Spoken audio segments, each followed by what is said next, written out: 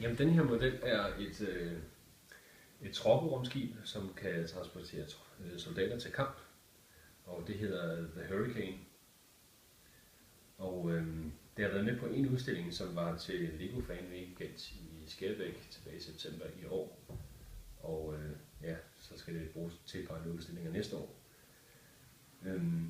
Jeg har gjort det sådan, at det er indrettet indvendigt, og det er detaljeret på mange forskellige lederkanter. Vi kan starte med at tage toppen af her,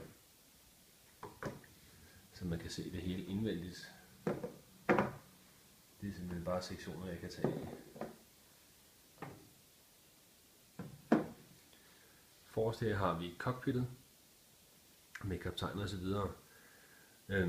Lego har lavet deres egen formstøbte Lego-stole, som også er brugt til det, hvor soldaterne sidder, men til selve cockpittet har jeg designet min egen stol, som er lidt mere luksus at sidde i, som ser sådan her ud. Det er en stol, der er bygget af Lego-klodser, og den passer til minifigurstørrelse.